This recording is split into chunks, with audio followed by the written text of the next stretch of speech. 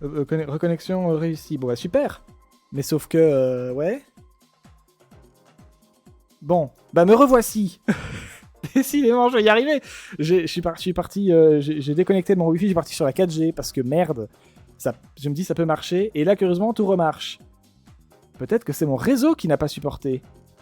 En vrai, je préférerais ça. Hein. Bref. Et oui, donc je ne sais pas s'il y a encore quelqu'un. Mais dans tous les cas, c'est très gentil pour le raid d'être passé. Merci beaucoup. Et ouais, bah du coup, je vais quand même finir de me présenter. On sait jamais. Donc oui, ici on découvre des bébêtes bizarres en tout genre. Ça peut être à peu près n'importe quoi, je dis bébêtes, mais ça peut être des plantes, ça peut être des micro-organismes, ça peut être tout. On va y arriver, oui. Je vais m'accrocher. J'espère que ça va finir par marcher quand même. En plus là le raid a dû bien se vider, je pense. Donc je pense que le PC va arrêter de faire de la merde. Avec plaisir pour le raid, je filme reposer, je suis claqué à plus. Salut, tout se comprend. Repose-toi bien. Moi justement, j'ai lancé un live pour éviter de m'endormir parce que je me décale très facilement dans mon cycle de dodo et que aujourd'hui j'ai pas arrêté de roupiller toute la journée. Donc et j'ai eu un moment où je me suis affalé sur mon bureau et je me suis réveillé 3 heures plus tard. C'est pas trop possible, hein. Donc voilà, du coup j'ai lancé un live, je me suis dit, peut-être ça va m'aider à me tenir éveillé, ce serait pas mal. Donc voilà, et depuis ça marche assez bien, hein. Ça marche plutôt pas mal. Buvez de l'eau, bien sûr. Bref. Et oui, donc ici, on parle de bébêtes bizarres en tout genre. Ça peut être n'importe quel type d'organisme, comme je disais, des animaux, des plantes, des micro-organismes, des espèces éteintes. J'aime beaucoup voir les espèces éteintes parce que ça permet quand même de voir... En fait, les extinctions de masse, tout simplement. Ça a permis quand même de refaçonner le monde vivant d'une certaine façon à plusieurs reprises. Et c'est très intéressant, du coup, de voir un peu...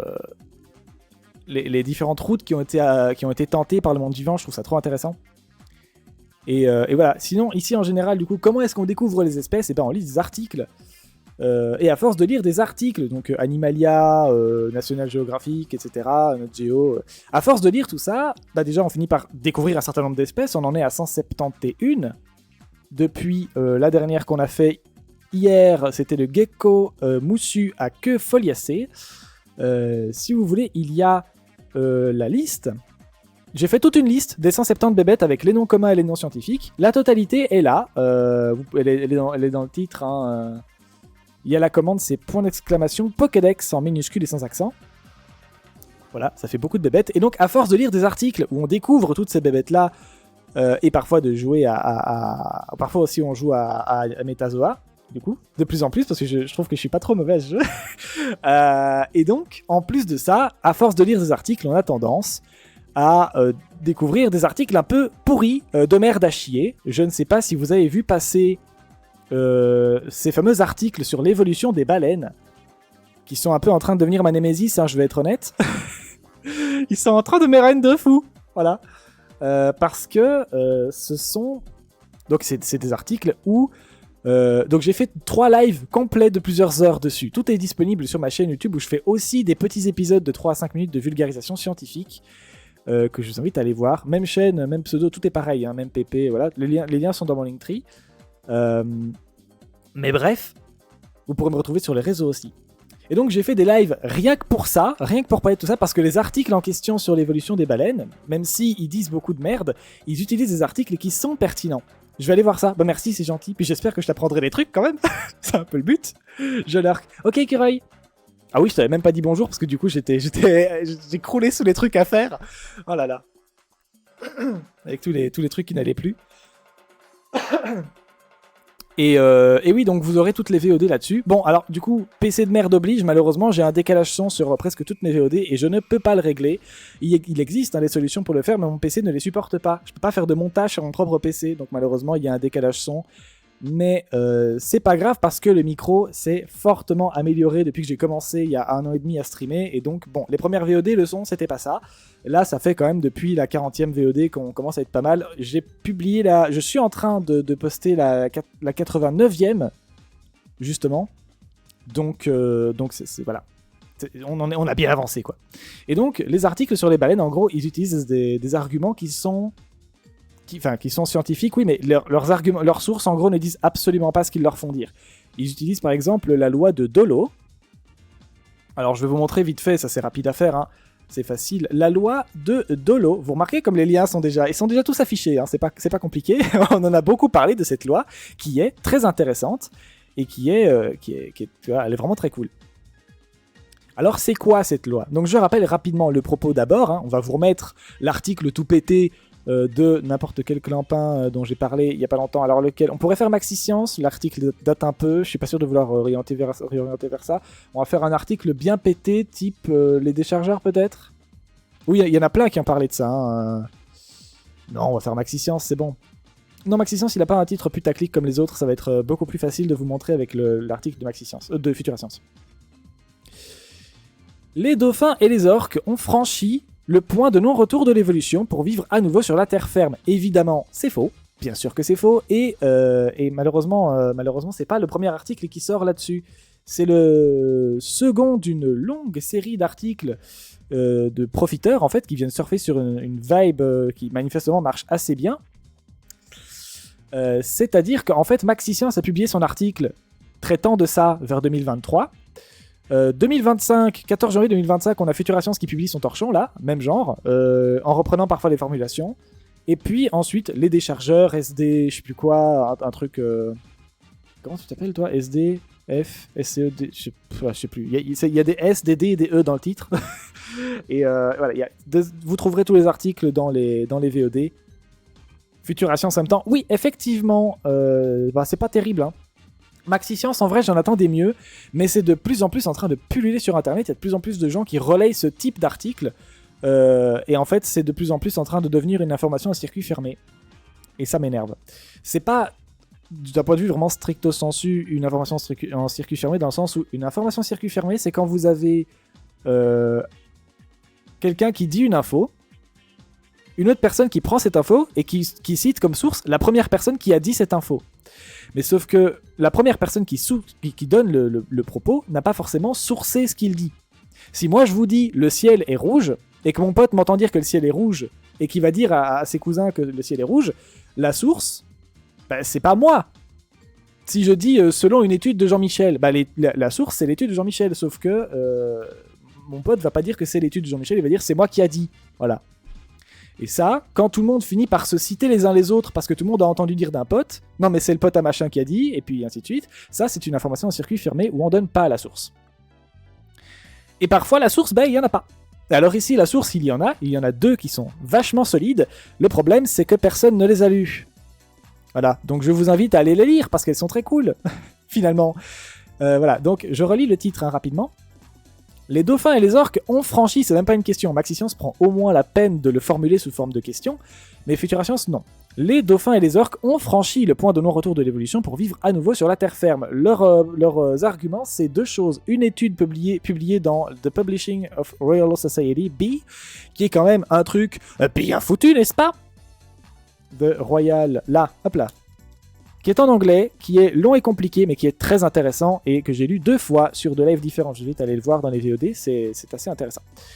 Qui explique qu'il y a effectivement une perte de certains gènes qui, quand ils s'expriment, vous permettent d'avoir certains traits morphologiques, anatomiques, comme au hasard des pattes, qui vous permettent de vous adapter, par exemple, au hasard, c'est pas du tout le propos de l'étude, à la terre ferme.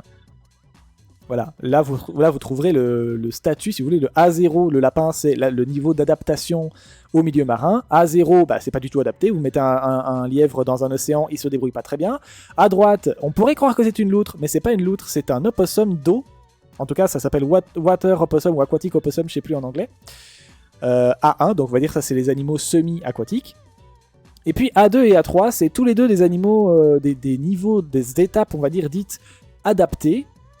Mais donc ils font pas vraiment de différenciation dans l'appellation, mais dans A2 et A3, entre A2 et A3, il y a effectivement une différence. Bref, vous remarquerez que A3 c'est la baleine, que A2 c'est le tari, et que donc il y a effectivement, la baleine est effectivement très adaptée à son milieu marin, et que, comme l'explique l'étude, plus vous êtes adapté, plus vous avez de chances, selon dans quelle étape de l'évolution vous vous retrouvez, A0, A1, A2 ou A3, plus vous êtes évolué dans un type de milieu, plus vous avez de chances de ne pas récupérer les traits que vous aviez avant, que vous étiez par exemple adapté à la terre ferme. Je dois filer, bonne soirée, je repasserai à l'occasion. Eh ben salut Pollock sans gêne, c'est gentil de penser à repasser de temps en temps.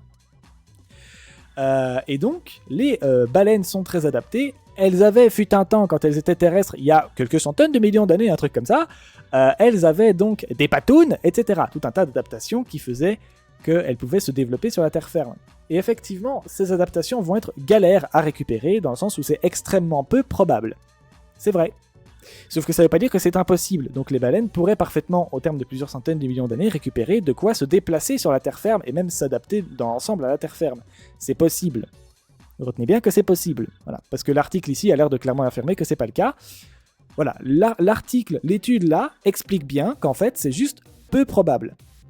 Je rappelle aussi que bon, le trait peut être récupéré, ça c'est ce qu'explique l'étude, c'est juste qu'il y a peu de chances qu'il le soit. Ça ne veut pas dire que, sous prétexte qu'on ne pourra pas récupérer ce trait, les baleines ne pourront jamais se réadapter à la terre ferme. Faut-il vous rappeler par exemple qu'il existe des serpents qui sont très bien adaptés à la terre ferme et qui n'ont pas de pattes, ils n'ont pas de pieds. Donc l'argument du ils n'ont pas de jambes, ils peuvent pas s'adapter à la terre ferme, c'est de la merde. Ici, ça c'est moi qui le dis, hein, dans l'article de Futura Science, il n'explique pas que sous prétexte que les baleines n'ont pas de jambes, elles peuvent pas s'adapter à la terre ferme, mais tout ça pour vous dire que non seulement elles peuvent, même si c'est peu probable, récupérer des traits qu'elles ont perdus lors de leur parcours évolutif, mais en plus de ça, elles peuvent aussi développer d'autres adaptations. Parce qu'en fait c'est ça la vie, ça évolue, ça recycle des trucs, oui, mais ça évolue, ça crée la nouveauté en fait.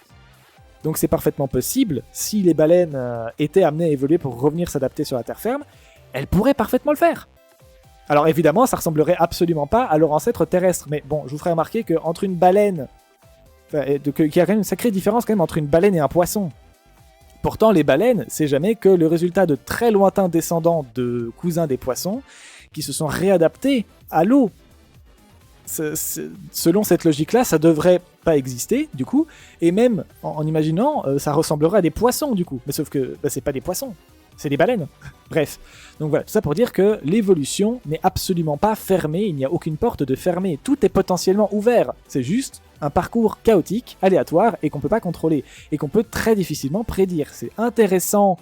Je sais plus comment on appelle ça, mais on va dire la science prémonitoire, c'est-à-dire qu'on prend les tendances évolutives et on regarde vers quoi ont tendu les espèces pour essayer de pré-shot un peu vers quoi ça pourrait tourner à l'avenir. C'est très intéressant. Ça a un nom, hein, mais je ne sais plus comment ça s'appelle. C'est super intéressant, mais ça a ses limites. Voilà. Malgré qu'on puisse prédire un petit peu ce qui se passera sur Terre d'ici quelques centaines de millions d'années, parce qu'on est en train de défoncer la planète, donc on commence à avoir une certaine idée de vers quoi ça va tendre, on peut pas tout prévoir. Donc on peut pas savoir vers quoi les espèces vont évoluer. Tout ça n'est qu'une question de chaos et d'aléatoire, c'est pas prévisible. On peut prévoir une infinité de possibilités, mais tout couvrir, c'est pas possible. Il y en a forcément une qui pourrait se produire qu'on n'aura pas prévu. Bref. Revenons quand même sur la loi de Dolo. Donc, la loi de Dolo, on va pas tout faire, hein. Je vais faire le premier paragraphe et puis la première ligne du troisième, vous allez comprendre, ça va aller très vite. La loi de Dolo stipule qu'une spécialisation des espèces, comme les baleines qui s'adaptent à leur milieu marin, s'accompagne d'une diminution des mutations qui pourraient les faire évoluer, rendant impossible le retour des caractéristiques ou organes perdus par une espèce au cours de l'évolution. En gros, si vous perdez vos patounes pour aller vous adapter au monde marin, c'est vachement chaud de récupérer les patounes que vous avez perdues. Et de refaire le parcours en sens inverse. C'est chaud. Ce qui ne veut pas dire que c'est pas possible, c'est juste chaud. C'est peu probable. Voilà. Louis Dolo, donc, qui est un paléontologue qui est né en 1893. Non, il a émis le truc en 1893, donc de ces mots, vas-y, c'est chaud. Et donc, cette déclaration est souvent interprétée à tort comme affirmant que l'évolution n'est pas réversible, ou que les structures et organes perdus ne peuvent réapparaître sous la même forme par un quelconque processus de dévolution. Il suffisait de lire, quoi. Voilà. Cette déclaration est souvent interprétée à tort comme affirmant que l'évolution n'est pas réversible. Or ici, dans l'article, c'est très exactement ce qui est expliqué. Oui, selon la loi de Dolo et l'étude que je viens de vous montrer, qui explique vraiment pas ça du tout, en gros, elles pourront jamais revenir parce que... voilà. Et donc c'est ça un peu le tort que je reproche à Futura Science. Dire de la merde, bon, c'est grave. Surtout quand tu prétends faire de l'information. Mais dire de la merde en citant des sources, au moins ils les citent. Déjà, c'est bien. Mais en citant des sources qui sont solides, sans les lire, pour moi, c'est là leur plus gros problème. Parce que citer une source solide, c'est bien. La comprendre, c'est mieux. Sinon, ça sert à rien. Ça sert à que dalle, en fait. Voilà. Donc le fait est qu'ils n'ont pas lu leurs sources, quoi. Après, c'est du Wikipédia, c'est peut-être pas le meilleur moyen de se renseigner sur la loi de Dolo, j'entends bien, mais vous pourrez aller chercher ailleurs, je vous assure, parce que je l'ai fait en live, je vous assure que c'est écrit partout. Alors pas que cette déclaration est souvent interprétée à tort comme quoi l'évolution n'est pas réversible, mais c'est... Parce que là, c'est le seul endroit où c'est vraiment... Quelqu'un a pris la peine de l'écrire tel quel, mais on a lu d'autres articles et effectivement, ça concorde avec tous les paragraphes qui sont beaucoup plus compliqués en dessous et qui nous ont pris quelques peut-être heures de lecture pour comprendre un peu le phénomène. Et voilà, il y a des exceptions à la loi de Dolo, et d'ailleurs Richard Dawkins, un mec qui est quand même pas n'importe qui dans le milieu, je vous conseille Le Gène égoïste de Richard Dawkins, un super bouquin un petit peu compliqué de 400 pages, une bonne grosse brique, on va être honnête, c'est pas de la lecture pour les casus, hein, voilà, mais ça, c'est très intéressant, il est éthologue, et donc ça permet de comprendre un peu comment... C'est l'étude du comportement animal, et lui, il l'explique en grande partie, voire quasi exclusivement dans son livre Par la génétique, sachant qu'il y a aussi, du coup, la partie comportementale qui va au-delà de la génétique, qui passe par la culture, et c'est la partie, moi, qui m'intéresse. Donc voilà, il a une opinion qui est très intéressante, qui est très développée, et quand je vous dis que c'est pas la moitié c'est pas n'importe qui, le gars, vraiment. Vraiment, c'est un très grand nom, le gars, quand même. Voilà. Et donc lui, il a dit, bon, votre truc c'est le bordel, on va clarifier ça. La loi n'est en réalité qu'une déclaration sur l'improbabilité statistique de suivre exactement 2 fois la même trajectoire évolutive, ou en fait toute trajectoire particulière, dans un sens ou dans l'autre. En gros, il dit, effectivement, pour une baleine, qui aurait évolué pour être une baleine, c'est extrêmement peu probable qu'elle redevienne un ancêtre lointain du type Pachycetus. Comme lui là. Ancêtre enfin, c'est même pas l'ancêtre direct, hein, mais c'est un membre de la lignée ancestrale des baleines quand elles étaient terrestres. Voilà, ça là, ça c'est Pachycetus. Voilà, ça vous remarquerez que ça ressemble pas trop à une baleine, on dirait plutôt à un genre de renard croisé avec une musaraigne. Et bah, c'est à ça que ça ressemblait vaguement les baleines à l'époque. Vous remarquerez qu'on n'est pas là-dessus. Ce que disent le Dolo et ce que clarifie Richard Dawkins, c'est que vous remarquerez quand même que les poissons, quand ils se sont adaptés à la terre ferme, puis réadaptés à la mer en devenant des baleines, je schématise beaucoup, ça ressemble pas à des poissons, ça ressemble à des baleines. Et bien ça, c'est parce que c'est peu probable qu'en évoluant, ils perdent et récupèrent les traits qu'il faut pour ressembler exactement à ce qu'ils étaient avant. D'emprunter le chemin inverse dans l'évolution. C'est très peu probable. Possible, mais statistiquement, c'est chance sa mère. Voilà. Ça, c'est la loi de Dolo. C'est ce que veut dire la loi de Dolo, c'est vous avez très peu de chance de perdre les traits que vous avez développés pour vous adapter à un milieu, pour récupérer les traits que vous aviez il y a des centaines de millions d'années quand vous étiez adapté à un autre milieu. Et donc vous avez très peu de chances de ressembler à ce à quoi vous ressembliez il y a quelques centaines de millions d'années. Ça, c'est ce que dit Dolo.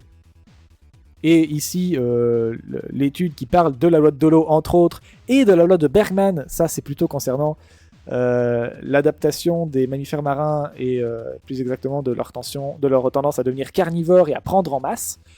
Tout ça là, expliqué dans l'étude, ça explique aussi ça, les probabilités de perdre ou récupérer des traits spécifiques lors de votre évolution.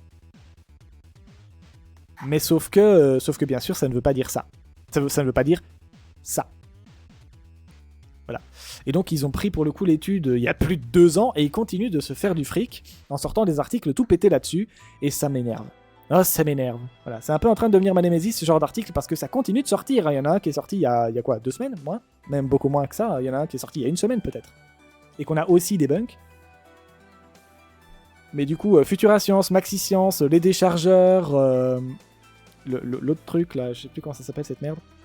Bref, et de plus en plus d'indépendants qui bossent seuls dans leur coin, qui relayent ce truc. Et ce qui m'énerve aussi beaucoup, c'est que manifestement, non seulement ils lisent pas leurs propres sources, mais en plus ils se lisent même pas vraiment entre eux. Ils copient des formulations identiques, mais ils font pas plus quoi. On voit des structures qui sont identiques dans leur façon d'écrire, dans les propos qui sont tenus, mais il n'y a rien, quoi. En gros, c'est des articles pleins de vide, avec des sources qui font joli, qui sont même pas toujours toutes sourcées. Bref, c'est terrible.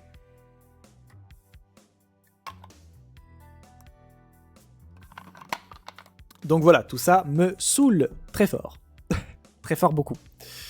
Bref, ça c'était sur les baleines. Et donc avant, quand je commence à m'énerver sur les baleines, encore là, c'est vraiment un gros problème chez moi. En vrai, à chaque fois que je parle de ça, je suis parti pour une demi-heure. ça commence à prendre des proportions un peu déconnées, je pense. Bref. Et donc avant ça, on était sur Metazoa, et on va continuer. Voilà, donc si vous avez des suggestions, évidemment, n'hésitez pas. Je vous ai mis la carte de l'évolution de Kurzgesagt, qui est super. Voilà. N'hésitez pas à aller voir sur leur super site. Voilà, vous trouverez du coup... Hop là. Attendez que je vous trouve le truc. Est-ce que c'est ça? Ça doit être ça. Ouais, mais j'ai pas le site exact. Attendez, ça vient. Là. Voilà. C'est là-dessus que j'ai acheté la carte. Parce que oui, je l'ai achetée. Elle est en poster au-dessus de mon lit. Et j'adore. Voilà. Elle est ici. Elle est là. Elle est magnifique. Elle est synthétique. Hein, évidemment, ce n'est pas la totalité de l'arbre phylogénétique. Il faut pas déconner quand même. Mais c'est très intéressant. Vous remarquerez qu'en bas, il y a des évolutions clés dans le monde vivant. Genre, pourquoi pas justement la symétrie bilatérale, l'apparition de la mâchoire, l'apparition de l'amnios, etc. Ce genre de truc. C'est très intéressant, ça retrace les évolutions clés, on va dire, du monde vivant. Bon, c'est très compliqué de faire des évolutions clés sur le monde vivant, tellement il y en a eu, parce que le monde vivant, c'est varié, la biodiversité, du coup. Mais voilà, ça reste très intéressant comme carte. Voilà. Et du coup, je vous l'ai mise en haut du live, comme ça, vous pouvez voir un peu, selon ce que le site nous dit, vous pouvez regarder un peu où sont les... Où est-ce que vous devez chercher, quoi, en gros. La carte, elle est floue et elle est pas très grande, mais je peux difficilement faire mieux, en fait. Après, je peux vous la mettre en grand, là, comme ça. Mais sauf que ça va être quand même... Hop, comment est-ce que je peux faire ça? Là, ça paraît fort grand, là, quand même. Voilà. En fait, si je dois l'enlever à chaque fois, à chaque proposition, ça va être un peu long. N'est-ce pas? Comment est-ce que je peux faire ça bien un peu?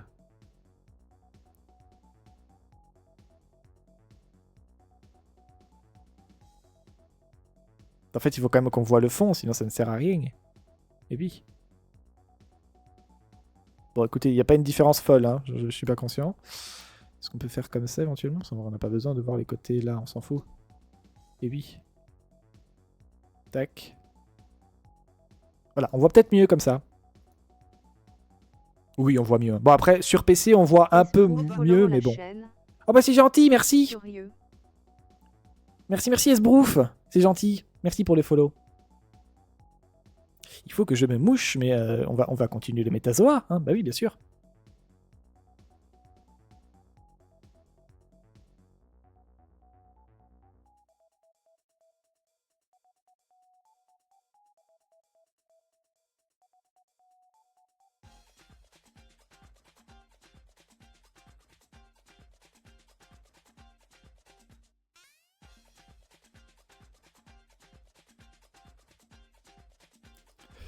Bonsoir et de rien. Bah bonsoir. Mais oui, c'est vrai que du coup, je sais pas si vous avez déjà écrit dans le chat. Non, le chat me dit que non. Mais oui, du coup bonsoir. et oui, merci pour les follow, c'est gentil. Alors, les bébêtes. On en était où? Là.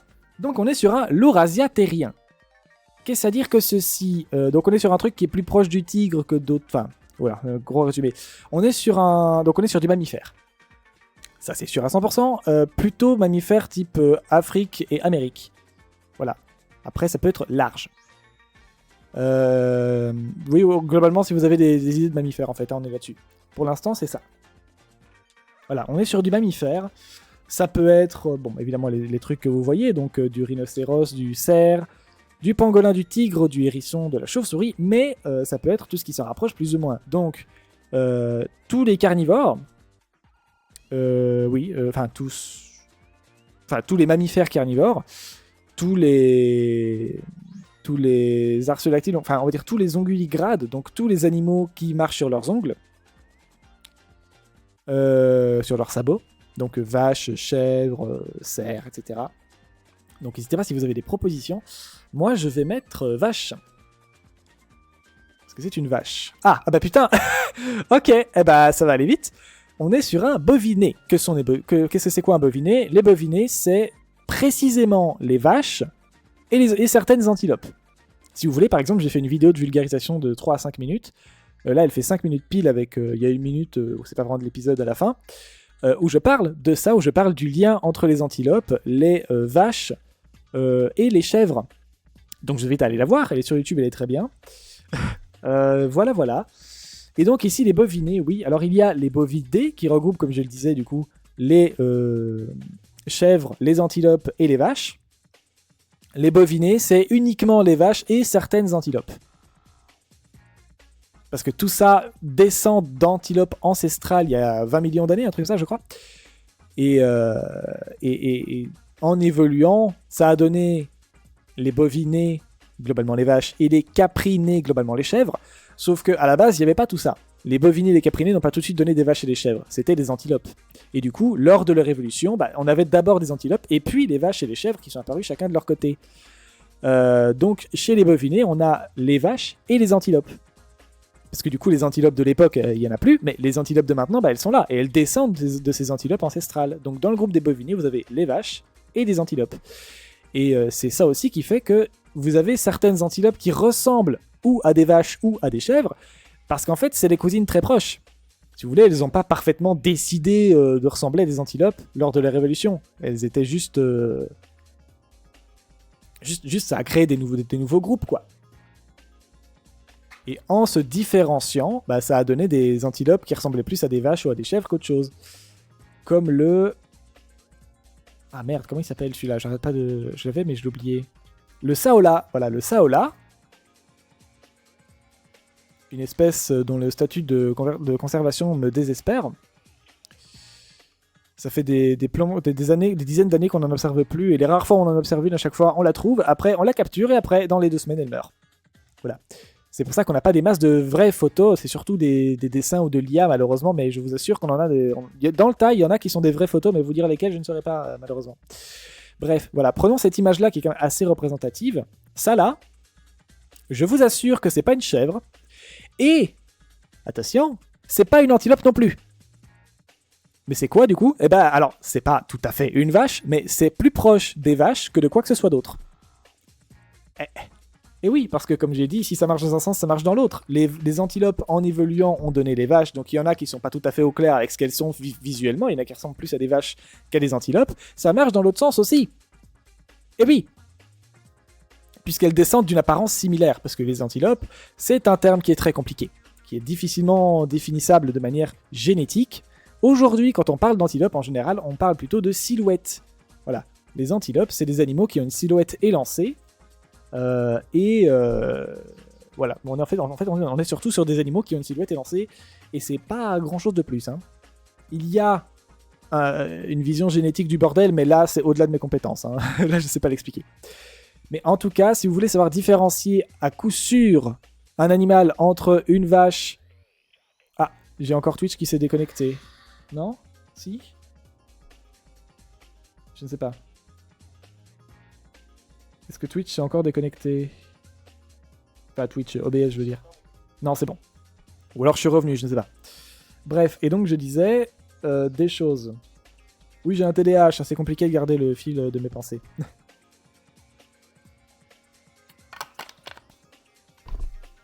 Bref, donc je disais... voilà, comme ces animaux se ressemblent, il arrive parfois qu'ils se ressemblent trop bien, ou qu'ils ressemblent l'un à l'autre, et pas à ce à quoi ils devraient. Donc des antilopes qui ressemblent à des vaches, ou à des chèvres, et inversement. Comment est-ce qu'on fait pour être absolument sûr de ce que c'est, du coup, si ça se ressemble beaucoup? On passe par la génétique. Oui, mais c'est pas si simple.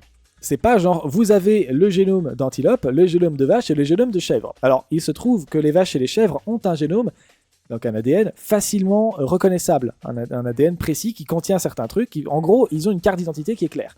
Dessus, c'est écrit vache ou chèvre. C'est pas le cas de toutes les antilopes. Donc quand vous tombez sur un ADN qui ne ressemble ni à une vache ni à une chèvre, c'est une antilope. Mais il n'y a pas d'ADN antilope, si vous voulez. Voilà, c'est un sujet compliqué, mais très intéressant. Bref, tout ça pour dire on est sur un boviné, donc on est sur une vache quoi. Mais on n'est pas sur la vache domestique, on n'est pas sur Bos taurus. On n'est pas du coup forcément sur le taureau, puisque le taureau c'est le mâle de la vache domestique. Donc on est sur une vache, mais pas la vache domestique. Est-ce qu'on est sur un yak, un bison, d'autres trucs? Allez savoir.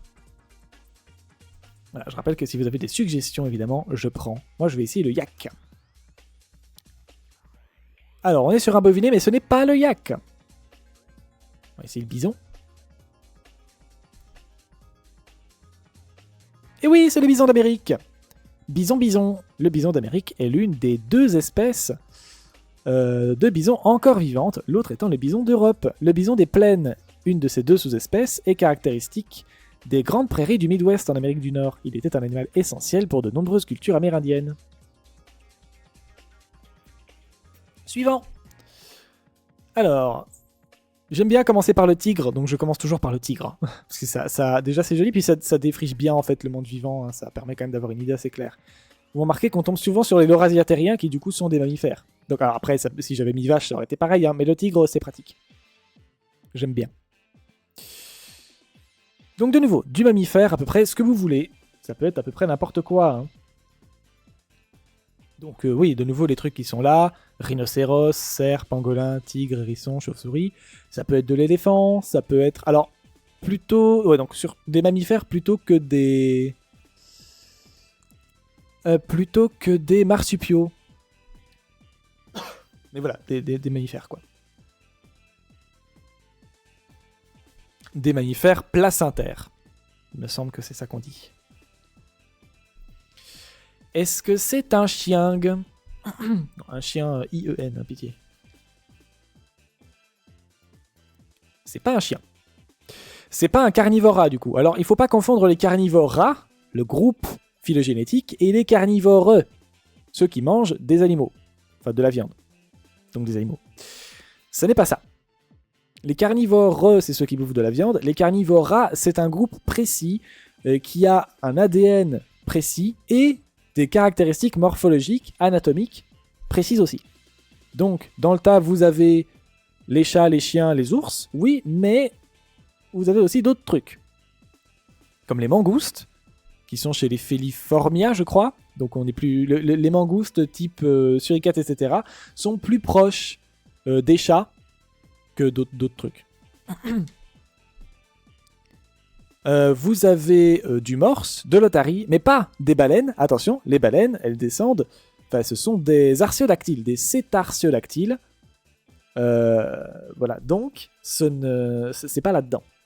Voilà, il se trouve que l'ancêtre lointain qui a transitionné vers l'océan pour donner les morses, les phoques, les otaries, etc., était plus proche du chien que de l'ancêtre des baleines, par exemple. Voilà. Donc, vous avez aussi, du coup, les morses, les otaries, les phoques, et tout un tas d'autres trucs dans ce genre-là. Les loutres, aussi. Les fouines, les ratons laveurs, les pandas roux, le wombat, le diable de Tasmanie, etc., etc. C'est large, hein. Voilà, tout ça, là, c'est ce qu'on cherche pas. Voilà, nous, on est sur de l'eurasiatérien, mais pas du carnivora. Donc, ça veut dire aussi pas les chats. Hein. Donc, pas le tigre, fatalement. C'est pour ça qu'il est dans les carnivoras. Donc, on va plutôt partir sur... Bon, alors, du coup, c'est paradoxal par rapport à ce que je viens de dire sur la différence entre les carnivoras et les carnivores, mais on va plutôt partir sur de l'herbivore. En général, ça marche bien aussi. Parce que, comme je l'ai dit, ça regroupe pas tous les carnivores. Mais, voilà. Voilà, ça pourrait être une baleine, par exemple. Si c'est un laurasiatérien, et que c'est pas un carnivora, ça peut quand même être une baleine. Parce qu'elle ne descend pas de ce groupe-là. Même si elle est carnivore, elle n'est pas carnivora. Oula, pardon, elle n'est pas carnivora. Bref. Alors, du coup...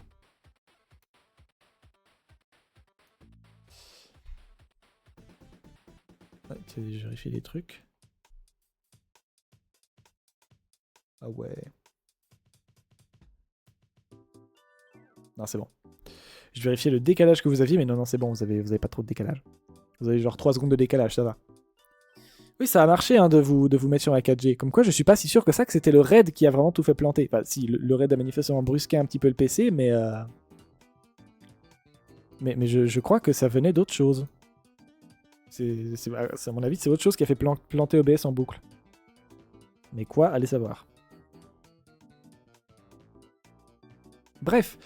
Est-ce que c'est encore un non, pas un autre truc là. Sympa ce jeu, je connaissais pas. Bonne soirée à toutes et à tous et à une prochaine fois. Bah salut les Sbrouf. Et oui, si tu veux, il y a la même chose avec les plantes. Ça s'appelle Metaflora. C'est exactement la même idée.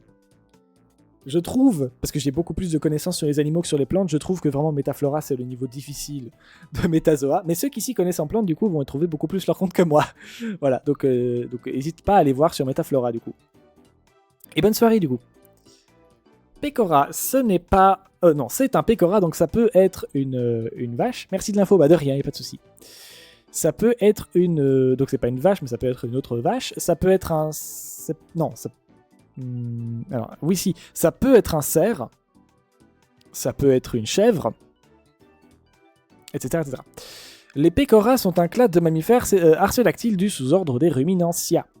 Ils regroupent aujourd'hui l'ensemble des espèces vivantes de Ruminantia, autres que les Tragulidés, qui sont des antilopes très très précises. Genre, Hippotrag, je crois que c'est un Tragulidé. Non, pas comme ça. Comme ça. Non plus. Merde, je vais y arriver. Là. L'Hippotrag. Voilà. Ça, là. Par exemple, l'Hippotrag, il est pas dedans.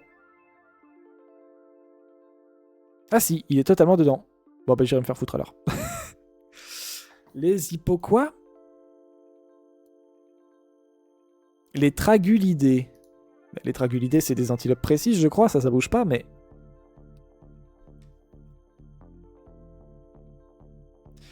Ce sont des chevrotins. Ah bah, j'ai dit de la merde, alors.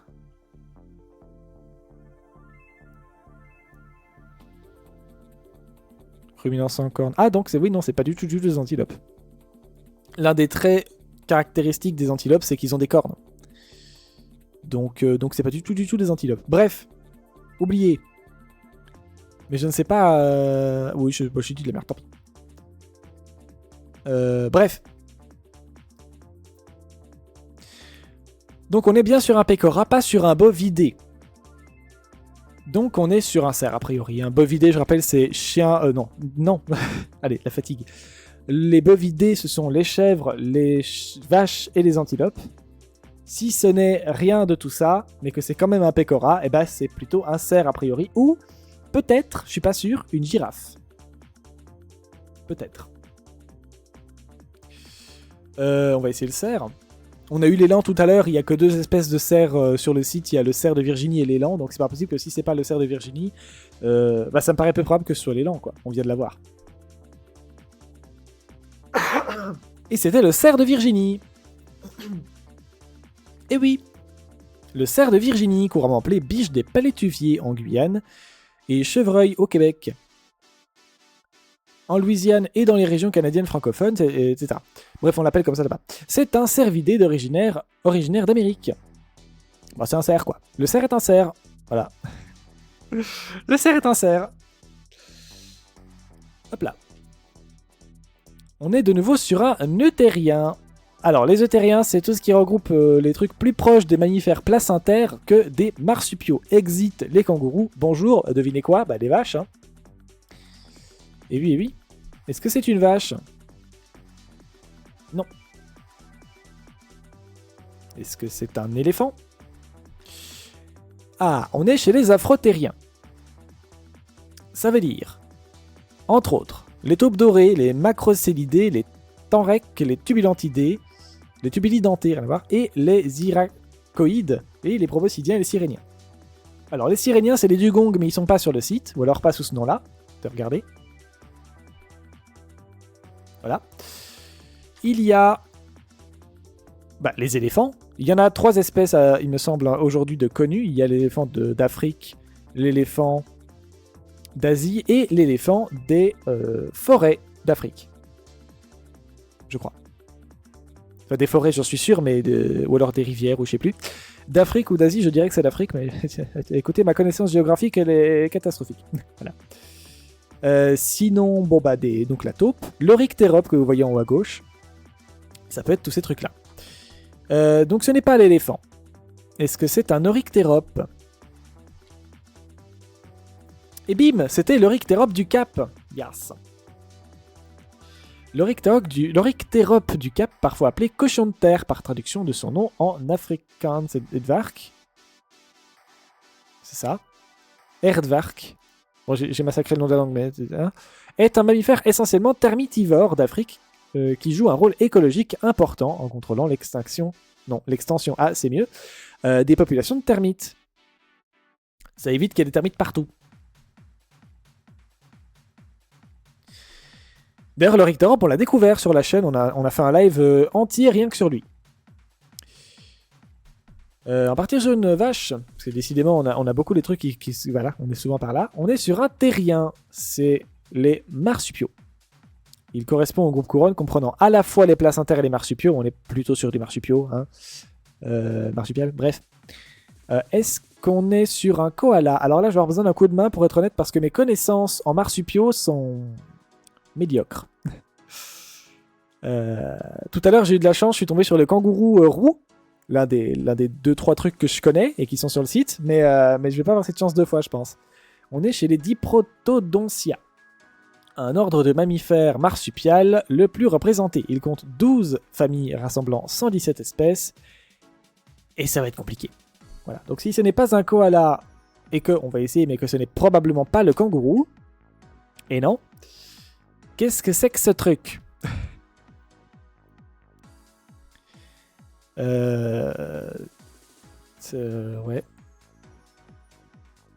Ah, je vous ai dit, je vais sécher très vite là-dessus. Hein.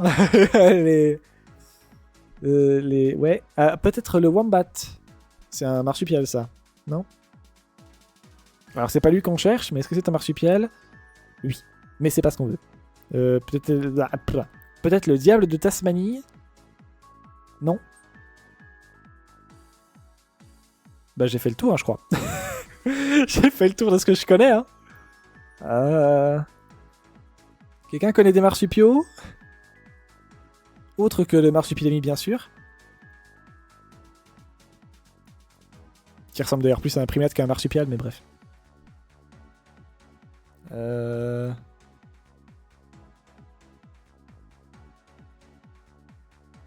Merde.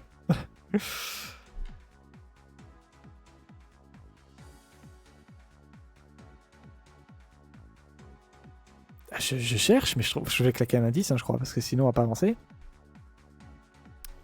Ah. Merde. On est chez les Pseudocheiridae, une famille de marsupiaux comprenant 3 sous-familles, 6 genres et 17 espèces. Et bah, c'est une grosse souris, hein. L'image, c'est vraiment juste une grosse souris, hein. Les souris ne sont pas des marsupiaux, je précise. C'est radicalement autre chose.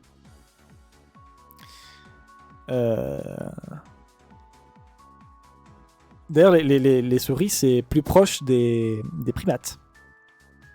C'est dans les Euarchotonglyres, avec le capybara, le castor, etc. Et ça, c'est plus proche des primates. Du coup, ça contient, entre autres, les primates. C'est vous dire si c'est large, hein, les Euarchotonglyres.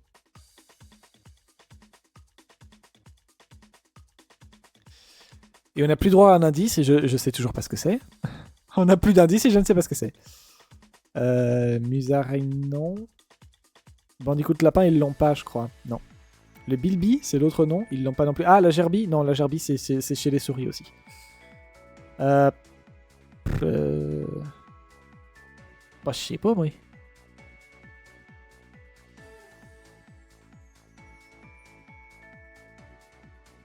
Non, je sais pas. Bah écoutez, on va craquer des... On va voir, on va y aller au pif, hein. Peut-être il va nous donner peut-être nous rendre un indice, je sais pas. Parce que je ne sais pas. Je connais pas de... Je connais pas assez de marsupiaux, en fait. Bah si, le temps rec, il est pas là. Il cite quoi dans les trucs, là? Tac. Oui, ça, on s'en fout. Ça, ici, je sais même pas ce que c'est, les trucs en haut à gauche et en bas à droite. En bas à droite et en haut à gauche. Non, en haut à droite et en bas à gauche. Ouais. Pourtant, on est déjà tombé sur le truc en haut à droite, mais je sais plus comment il s'appelle. Et ouais, non, ça nous aide pas non plus. Qu'es-tu?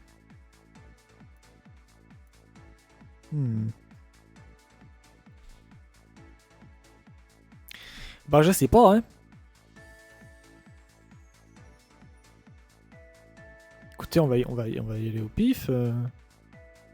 On va essayer tout ce qui ressemble à des souris, mais c'est pas ça.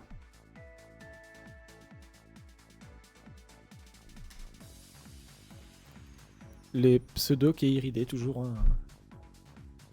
Ça bouge pas.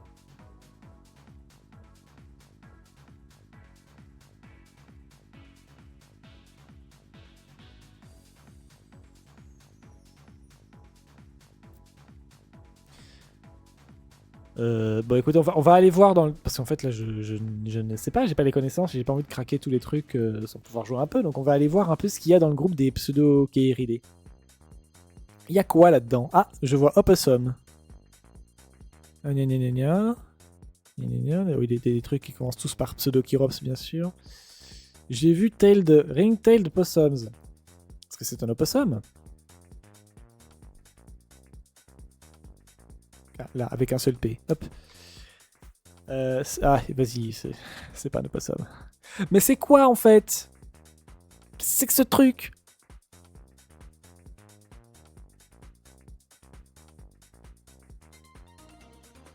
Généralement des herbivores. Les pseudo-kéridés ringtail possums. La famille of marsupial, order Diprotodontia. 5 ou 6 genres, 14 espèces. On les trouve en Australie et en Nouvelle-Guinée. On les classait dans les pétoridés, mais en fait on s'est planté, donc on l'a rechangé, on l'a mis dans les Diprotodontia. Mais c'est le solénodonte, moi, que je connais. Je sais plus ce que c'est, par contre, mais il est pas dans la liste. C'est quoi le solénodonte, déjà?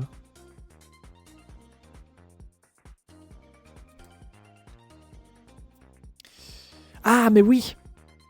C'est pas les trucs qui ressemblent... Bah, c'est pas les Tenreks? Je sais plus. Les trucs qui ressemblent à Enfin, qui sont lointains cousins des hérissons, je crois.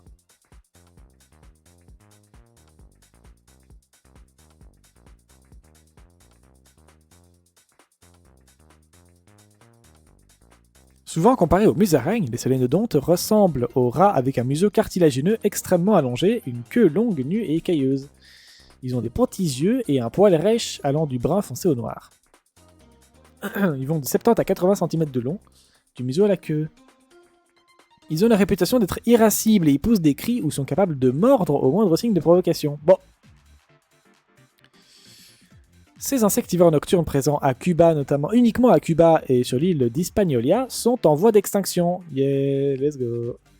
Leur forme rappelle celle des musaraignes, mais de plus grande taille. Leur museau très long. Et c'est quoi les tenrecs alors en comparaison?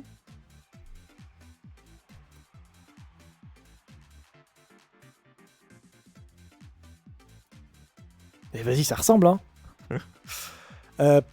Tenrec peut désigner en zoologie plusieurs taxons de la famille des tenrechidae, tous des insectivores dont l'aspect et les mœurs les font ressembler plus ou moins aux hérissons ou aux musaraignes. Ah bah j'étais pas loin alors. Ça ressemble. Ça ressemble beaucoup. Tous les animaux appelés tenrec en français sont endémiques ou originaires de Madagascar. Et toi, tu vis où? Gna gna gna gna. Ah, il a une morsure venimeuse, le solénodonte. Donc pas le tenrec, hein, rien à voir. Insectivores, sorte de glandes musaraignes, de grandes musaraignes primitives à morsure venimeuse. C'est con parce que le solénodonte, on l'a découvert en live, mais écoutez, 171, je commence à perdre mes tartines. Hein. Aujourd'hui, il n'y a plus qu'un seul genre de solénodonte, le solénodon, endémique des Antilles. C'est où les Antilles? Entre la mer, donc un vaste archipel réparti entre la mer des Caraïbes, le golfe du Mexique et l'océan Atlantique. On n'est pas exactement à Madagascar. Donc non, rien à voir. Mais je sais pas moi.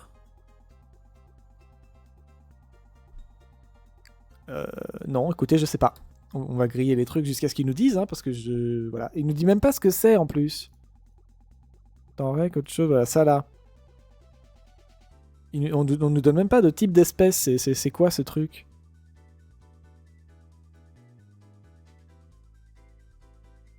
On ne le dit pas. Bon, écoutez, on va voir.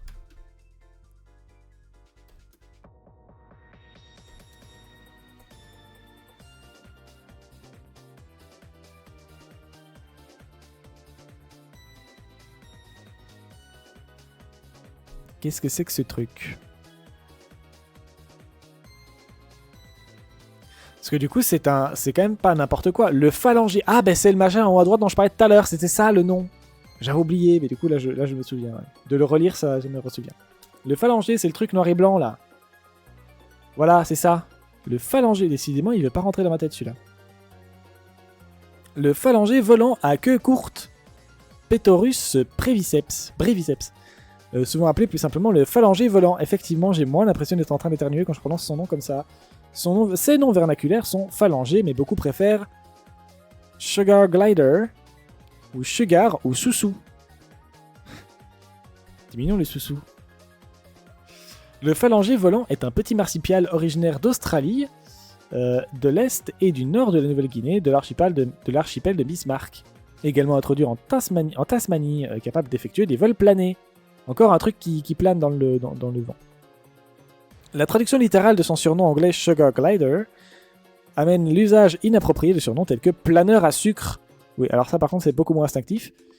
Sucre volant, voire planeur de sucre. Mais il a été traduit avec les pieds cet article ou... On dirait une traduction mal faite. Description. Son surnom en anglais est en rapport à son penchant pour la bouffe sucrée. Parce qu'il aime et parce qu'il peut planer d'arbre en arbre. Le phalangier volant mesure environ 16 à 20 cm, tout ça. Son pelage est gris perlé. Les yeux sont grands et foncés. Les espèces nordiques ont tendance à être plus marron que gris. Et comme la loi de Bergman, la fameuse loi de Bergman dont on parlait tout à l'heure avec les baleines, le prédit, elles sont également plus petites. La règle de Bergman en zoologie est un principe observé au sein d'un clade qui corrèle la température de l'environnement avec le ratio surface-volume du corps chez les animaux endothermes, ceux dont la température inférieure est indépendante du milieu. D'accord.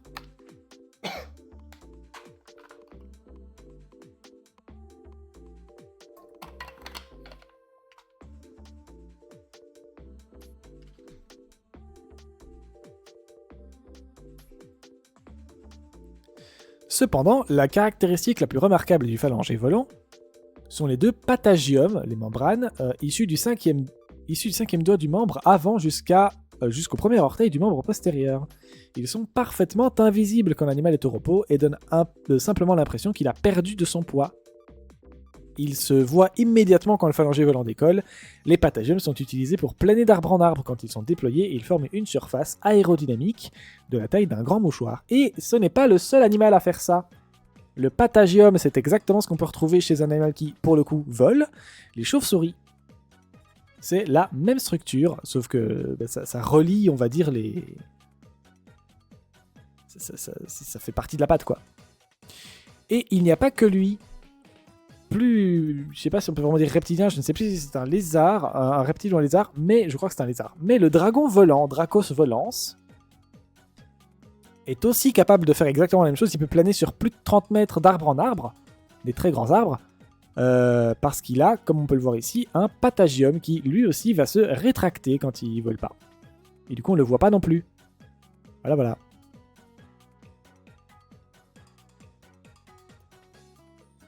Et lui aussi, il a un patagium, du coup.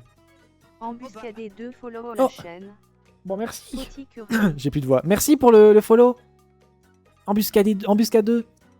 Ou D2, je ne sais pas. Merci, c'est gentil. Bref. Voilà, du coup, pour le patagium. Et donc, le machin, là, qu'on disait, il est où? Il est là. Ça, là, du coup, ça vole. Enfin, ça plane. Il y a une notion un peu complexe du vol dans le monde des sciences, on va être honnête. Hein. Tout ça, c'est un petit peu compliqué. Il y a ce qu'on appelle le vol passif. On se laisse tomber avec élégance par terre et on atterrit comme on peut. Et parfois, on franchit un peu de distance. Comme planer, par exemple. Ça, c'est le vol passif. Et il y a le vol actif. Bah là, on flap. On bat des ailes, on va dire. Sauf que c'est un peu plus compliqué que ça. Parce que généralement, les espèces dont on dit qu'elles font flap et qui ont un vol actif, c'est les oiseaux et les chauves-souris. Oui, mais... et c'est le sujet de ma prochaine vidéo qui va mettre une éternité à sortir, donc je vais vous en parler maintenant, parce que personne ne va s'en rappeler d'ici là. Il existe des espèces qui sont un peu entre deux. Voilà. Que la science ne classe pas très bien. Voilà. En général, quand on parle d'animaux volants, quand on dit qu'un animal vole pour de vrai, au sens scientifique, il doit voler en faisant flap-flap. Mais quand on dit le dragon volant, comme le machin que je vais vous montrer, ou le phalangé volant, ceux-là, ils volent pas, ils planent. Comme j'ai dit, quand on parle de vol, en général, on parle du vol actif. Mais ceux-là, ils volent de manière passive. Chez l'animal, le vol est un déplacement dans le milieu aérien qui a pour particularité d'être volontaire, à la différence de la chute accidentelle et prolongée, à la différence du saut, qui semble se soustraire à la pesanteur. On parle de vol passif lorsque l'animal n'est capable que de vol plané, et de vol actif lorsqu'il est capable de battre des ailes. Voilà, pour résumer les trucs que je viens de dire. Et puis...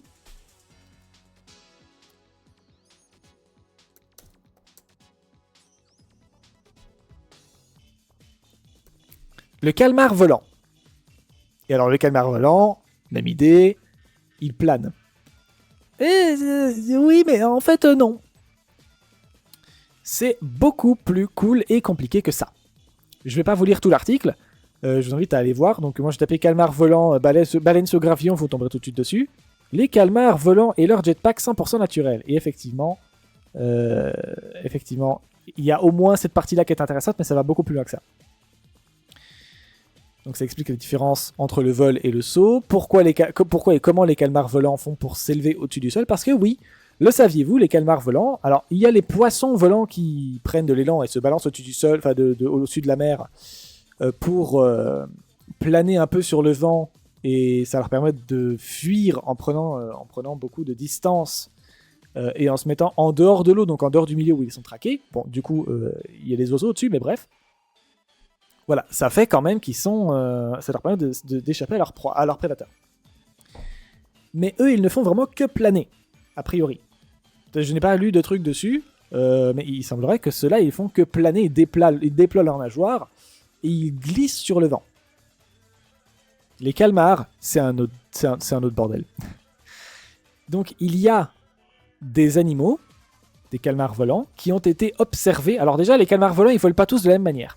Comment ils font pour se projeter au-dessus du sol? Parce que autant un poisson, on peut imaginer qu'il nage, puis voilà. Les calmars volants, ça bouge pas beaucoup. Les calmars volants, c'est quelque chose qui a un métabolisme très lent, c'est-à-dire qu'ils bougent pas beaucoup, du coup leur corps consomme pas vite l'énergie. Donc ils n'ont pas besoin de beaucoup respirer, pas besoin de beaucoup manger, pas besoin d'avoir un sang qui circule très vite. Alors comment on fait quand on n'a pas trop d'énergie et qu'on peut pas faire des gros mouvements de ouf gueudin? Eh ben, on crache de la flotte. Et oui, le poulpe, il stocke de l'eau dans la poche qui est sa tête, quoi, finalement. Il stocke de la flotte là-dedans et il la crache très vite. Et il décolle en mode fusée, comme ça. Et ensuite, il tombe avec élégance en surfant sur les airs, les vents marins. Jusque-là, ça ressemble vraiment juste à du vol passif. C'est plané, quoi. Propulsion à inversion, c'est ça. Et le truc qui change tout finalement, c'est qu'on a observé, alors je dis on, il y a des témoignages, j'ai tout plein d'articles que je pourrais vous filer, il y a des témoignages de scientifiques, des scientifiques genre professeurs à l'université de je sais pas quoi, qui expliquent avoir vu, et on a des photos, il y a des photos, qui expliquent avoir vu des calmars géants, bien sûr géants tout à fait oui, non des calmars pas géants, là c'est pas pareil, qui expliquent avoir vu des calmars battre des ailes. Oui. Alors, comment ils font? Parce qu'ils n'ont pas d'ailes, les calmars, donc ils peuvent pas voler. Certes, mais ils ont des nageoires. Vous voyez les petits trucs qu'il y a en haut, là? Allez. Hop. Oui, c'est un petit peu petit, ça. Voilà, là, le haut au-dessus, là. Les trucs qu'il y a sur les côtés de la tête, eh ben, c'est les nageoires. Et oui. Et du coup, comment on fait? Eh ben, il se trouve que, bon, chaque espèce a un peu sa petite technique, mais il y a des calmars qui, battent des ailes, genre ils battent des nageoires, quoi, et ça a un rôle dans le vol, ça permet de prolonger le vol, de garder un certain contrôle dessus, donc c'est pas juste une chute stylée, et de s'orienter dans le vol. Et c'est pas fini, non, c'est pas fini, bien sûr que non, c'est pas fini. Il y a aussi, est-ce que je peux vous retrouver, parce qu'en fait j'ai plein d'articles et je ne sais pas dans quel c'est, mais est-ce que je peux vous retrouver la photo, parce que c'est quand même de ouf, enfin c'est incroyable je trouve. Tac. Le arrêt sur les calmars volants. Les sources.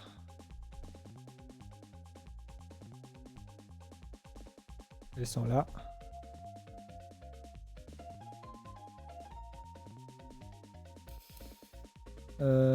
Scientifique American, Squidfly.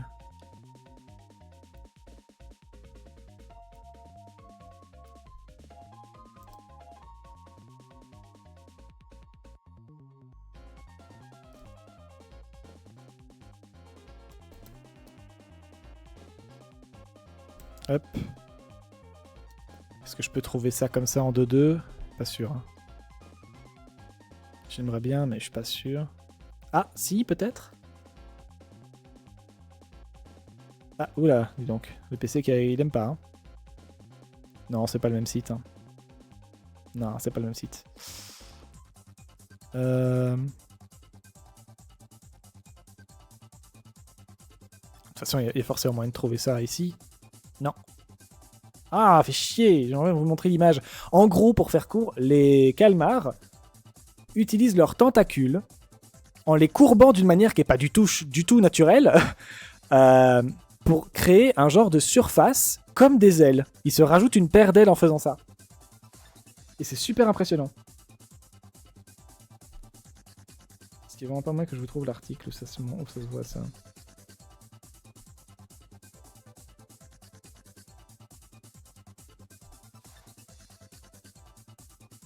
Et donc, il y a des scientifiques qui se questionnent sur... Ah voilà, j'ai trouvé. Sur comment est-ce qu'on doit considérer ce truc-là. Des calmars volants chez Top Fishing.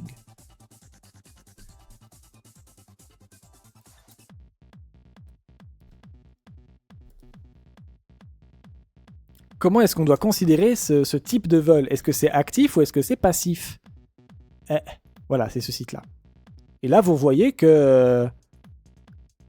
Bah, c'est pas du tout naturel comme placement des tentacules, quoi. Et ben en fait, c'est pour créer une surface aérodynamique supplémentaire.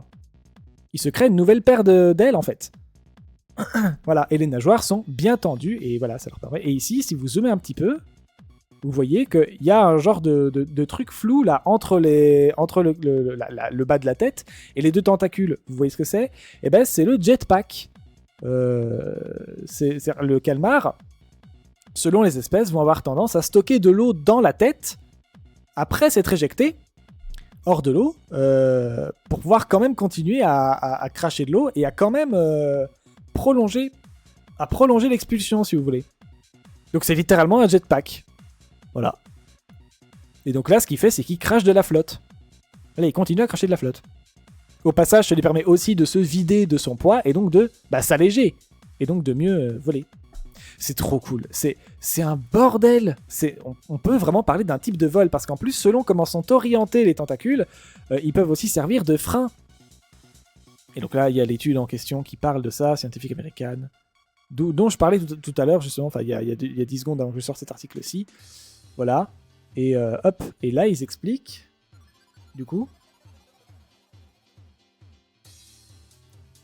Hop là. Ah ouais, intéressant, j'ai des notifs du coup qui me vont... Bon, c'est pas grave. Et pourquoi ils font ça, Spect ? Ils ont de la dopamine, les calamars du jetpack... Oula, ils ont de la dopamine, les calamars jetpack, quand ils font ça ? Eh ben, je ne sais pas.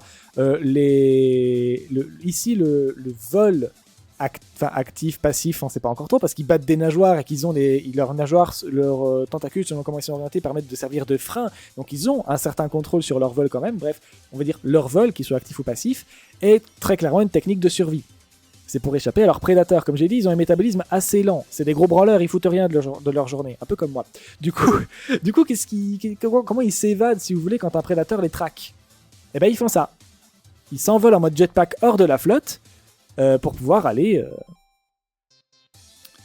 pour pouvoir s'évader de leurs prédateurs et se foutre ailleurs. Si vous planez sur 10 mètres pour vous retrouver ailleurs, ça vous permet de pas être emmerdé par le premier prédateur qui vient vous emmerder. Mais évidemment, vous faites pas ça toutes les 10 secondes, quoi. c'est crevant, du coup. Ça demande une énergie folle aux pauvres machins, donc... Voilà. C'est connu, les calmars sont de puissants nageurs capables de se déplacer à grande vitesse dans l'eau. Alors oui, mais ça dépend lesquels. Ils sont capables, ils ne le font pas forcément. C'est notamment grâce à leur système de propulsion par réaction, lesquels les rend capables de les éloigner des prédateurs ou au contraire de les rapprocher d'une proie. Et oui, aussi. Mais saviez-vous que certaines espèces de calmars sont capables de sauter, et ce, à des hauteurs insoupçonnées? On les appelle des calmars volants. Alors qu'ils ne sont pas particulièrement aérodynamiques, ils atteignent une vitesse assez impressionnante en utilisant leur moyen de propulsion. L'eau est expulsée du siphon, donc leur bouche on va dire, en continu, tandis que le calmar est en vol. Le vol peut atteindre une hauteur de 3 mètres sur une distance totale de 8 à 10 mètres. Wikipédia France cite des espèces comme l'encorné planeur ou le calmar de récif des Caraïbes. Sachez que d'autres espèces comme le toutenon japonais sont capables de faire des vols de 30 mètres, sans doute pour éviter les prédateurs, pour économiser de l'énergie, lors de leur migration à travers des vastes étendues dans l'océan. Enfin, le très répandu encornet de Minami est baptisé par les anglo-saxons le Wellington Flying Squid, le calmar volant de Wellington, parce qu'il vole quoi. Et donc il y a des gens qui ont observé ce vol, qui l'ont étudié, qui se sont dit, mais en fait, il y a quand même une notion de contrôle sur ce vol, c'est pas juste une chute stylée, est-ce qu'on pourrait pas classer ça comme un vol actif? Eh ouais. Et du coup, il y a des gens qui se posent la question. Et je me la suis posée aussi, du coup c'est comme ça que je suis tombé là-dessus. Alors, en fait, à la base, c'est souvent comme ça que je trouve les espèces que je vois en live. Hein. Je me demande souvent des questions à la con, et après on voit. Genre, exemple de questions à la con qui a fait que j'ai fait un épisode rien que là-dessus sur YouTube. Est-ce que, les plantes, photosynthèse, ok. Bon, en fait, c'est plus compliqué que ça. Toutes les plantes ne font pas de photosynthèse et tous les organismes qui font de la photosynthèse ne sont pas des plantes. Mais est-ce qu'il existe des animaux qui font de la photosynthèse? La réponse est oui. Voilà. Oui. Je déconne pas, là. Vraiment, je déconne pas. Il y a des animaux... Alors, c'est plus compliqué, ils ne font pas de la photosynthèse vanilla, si vous voulez. Mais oui, ça existe. Hop. Attendez, je vais essayer de vous chercher ça quand même. Je connais un YouTuber qui en a parlé vite fait. Je crois qu'il en parle pas trop mal. Non, c'est pas ça que je veux. Hop là. Oui, avec mon PC qui date d'un siècle, là, ça va être un peu compliqué de vous le mettre tout de suite. Mais ça vient.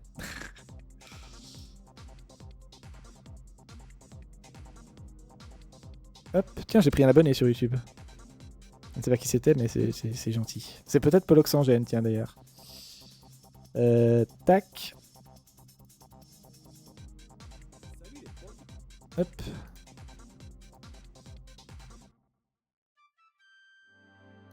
Alors, normalement, les épisodes sont en 4K, hein, mais là, vu l'état de mon PC, je suis pas sûr de vouloir le mettre en 4K. Je suis pas sûr que mon PC puisse le supporter.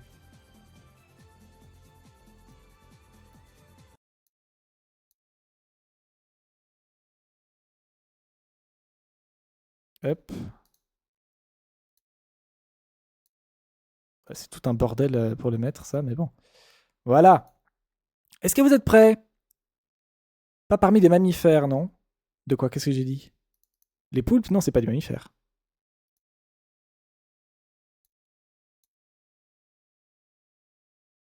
J'ai pas compris.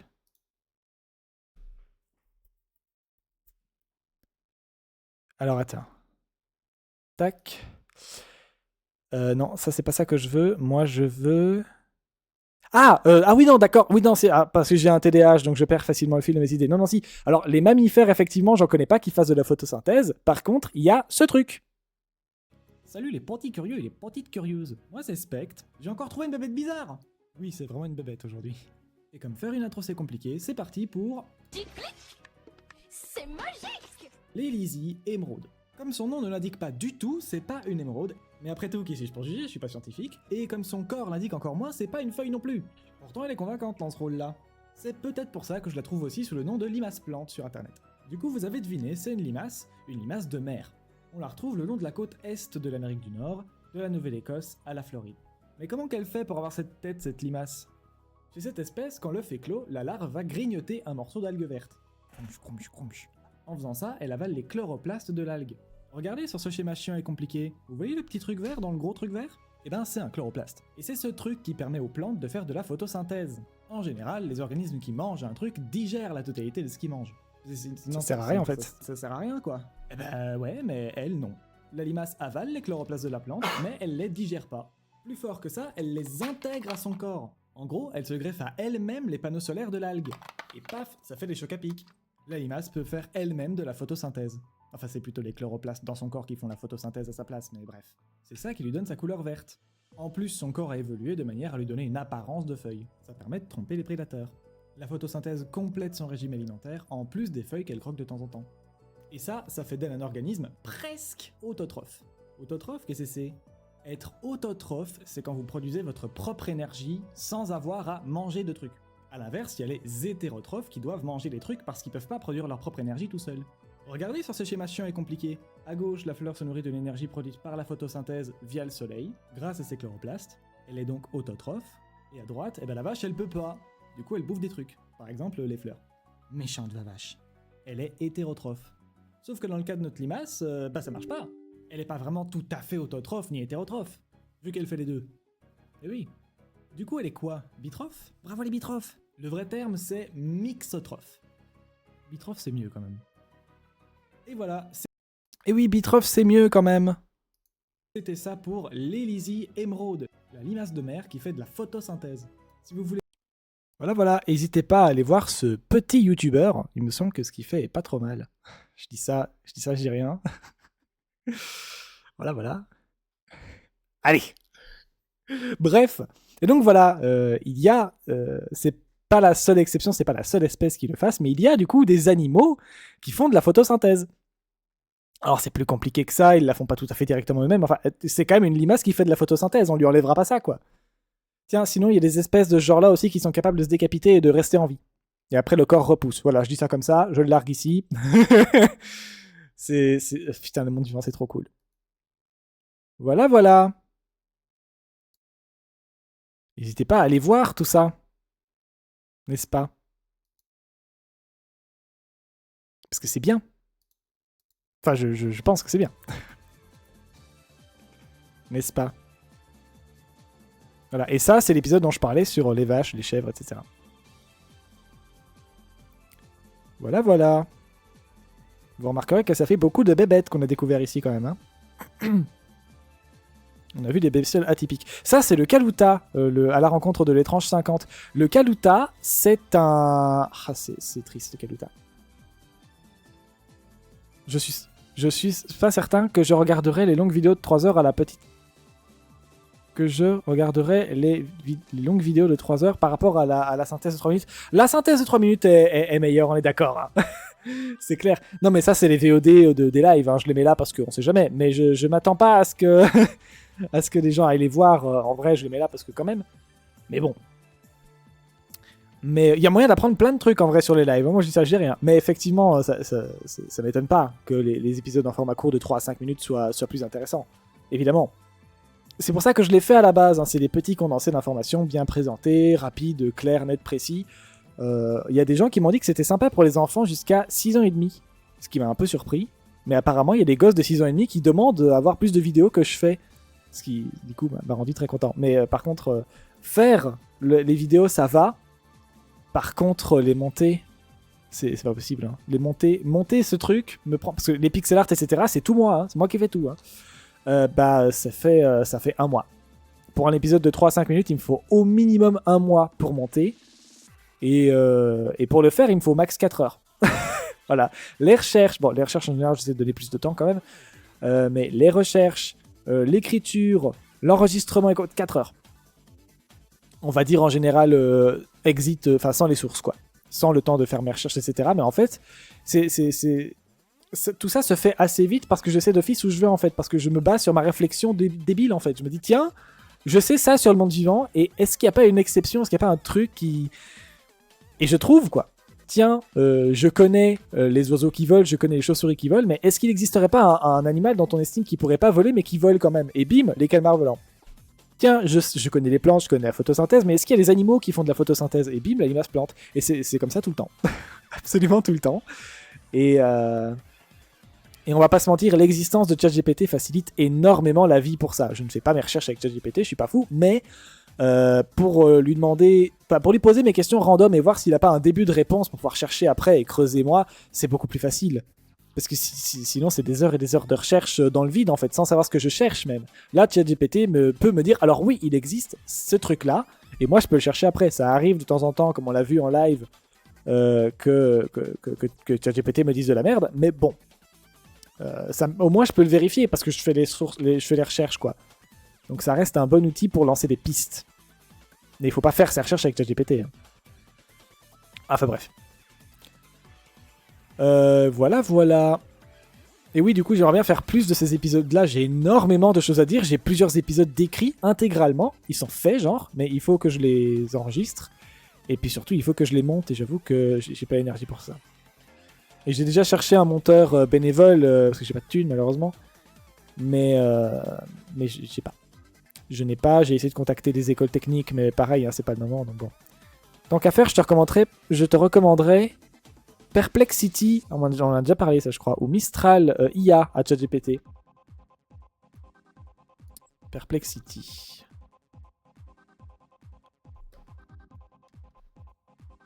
Pourquoi il connaît plus de trucs, il a plus d'infos sur internet? Parce qu'en vrai c'est surtout pour ça que je me sers de ChatGPT, hein. Pour sa connaissance globale, pour qu'il puisse me répondre à mes questions random justement. En quoi c'est mieux Perplexity? Free AI Powered Answer Engine. Ah, c'est peut-être plus éthique. Si c'est ça, c'est mieux, ouais. Real-time answers to any question. Est-ce que tu connais Obsidian? Non. Non, les IA, je m'y connais pas. Hein. Moi, je connais ChatGPT, c'est déjà beaucoup. je n'ai pas plus. Hein. Une application de gestion des connaissances personnelles et une application de logiciel de prise de notes qui fonctionne sur les fichiers Markdown. Je sais même pas ce que c'est. Il permet aux utilisateurs de créer des liens internes pour leurs notes, puis de visualiser des connexions sous forme de graphiques. Ah, mais c'est des tableaux en liège qui fonctionnent avec les notes, quoi. Il utilise le meilleur modèle par rapport à la question que tu lui poses. C'est plus Opti et Mistral. C'est français. Cocorico. Moi, je suis belge une fois. Mais c'est cool. C'est cool, ouais. Si c'est capable de mieux te répondre, en vrai, pourquoi pas. Et ça, du coup, c'est Perplexity, c'est ça? Qui a un meilleur modèle. Ouais, il faudrait que j'essaye de poser des petites questions à Perplexity. Faudra que je vois. Bon, je commence à plus avoir de voix. On va en faire encore quelques parties sur Metazoa. Puis je pense... en plus, il y a la soirée du lundi qui va pas tarder à se lancer. Donc je pense on va pas tarder à se quitter, les gars. Hein. On va encore faire quelques parties, vous inquiétez pas.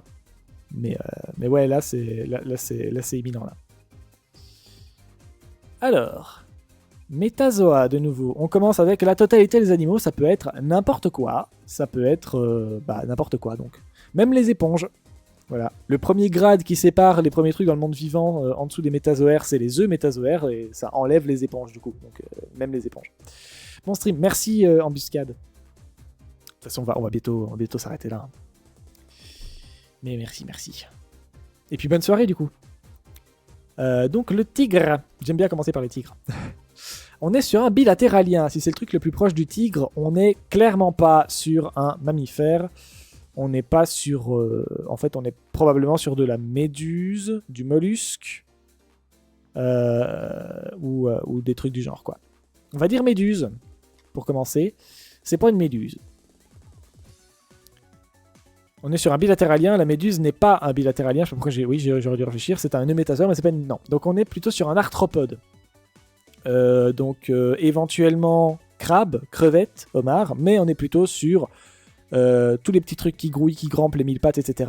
Ou les fourmis, les insectes, quoi. Est-ce qu'on est sur une fourmi? Protostomia. Alors là, on est sur du mollusque ou du céphalopode. Bah, du mollusque aussi, quoi. Donc, sèche, pieuvre, huître, moule, escargot, tous ces trucs-là. Est-ce que c'est une huître? Si vous avez des suggestions, n'hésitez pas à les mettre dans le chat. Hein. On est chez les ptériomorphes, une sous-classe de mollusques bivalves. Alors ça peut être une huître, sauf que je l'ai mise donc c'est pas ça, ou une moule, ou une coquille Saint-Jacques. Donc je crois que c'est que ces deux trucs-là qu'il y a sur le site. Ce n'est pas une moule, est-ce que c'est une coquille? Ah, ou une palourde aussi, ça peut être une palourde. C'est une coquille Saint-Jacques, on l'a déjà eu tout à l'heure du coup. Celle qui est apparemment mal prononcée, mais sauf que la mauvaise prononciation est écrite exactement pareil que la bonne, donc bah, je sais pas. Hop. Suivant. Est-ce que c'est un tigre? C'est un eutéléostomien. Alors, hop là, on va cacher. Je phobique des requins. Et donc, moi pas vouloir voir photo. Eutéléostomien ne veut pas forcément dire requin. Ça englobe entre autres les requins, il me semble. Je suis plus sûr, hein, mais je crois qu'on est par là. Ça peut... Non, en vrai, non, il dirait Niagnostome si c'était les requins. Non, là, on est plutôt sur du poisson, je crois. Voilà, on est sur du poisson, mais pas sur du requin. Parce que les requins ne sont pas des poissons, je rappelle. Hop. Est-ce que c'est un poisson clown? Je sens que ça va être un percomorphacé encore. Alors non, c'est un Eutéléostéi. Donc un Eutéléostéen. Ouais, un téléostéen, parce qu'il n'y a plus de téléostéen. Est-ce que c'est une baudroie? Non.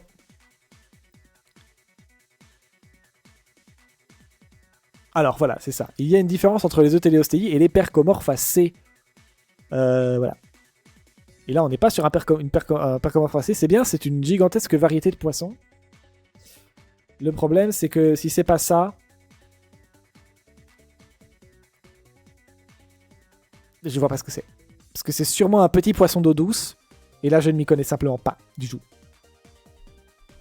En plus, il y en a tellement qui ont des noms de compliqués.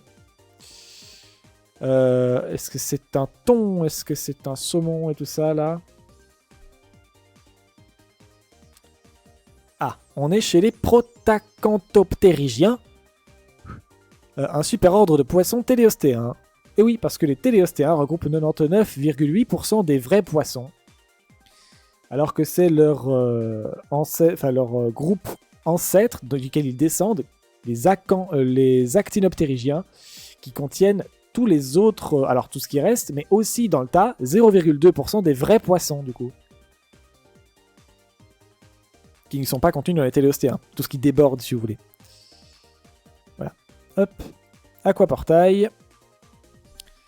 Un téléostéen est un poisson osseux à squelette ossifié de la classe des actinoptérygiens. C'est le plus important groupe de poissons incluant les isopendiles et tout plein d'autres trucs avec des noms chiants. Leur évolution principale se situe présentement à l'heure actuelle. Leur squelette est ossifié à l'encontre de celui des chondrostéens. Téléostéen est intégré dans la sous-classe des néoptérygiens.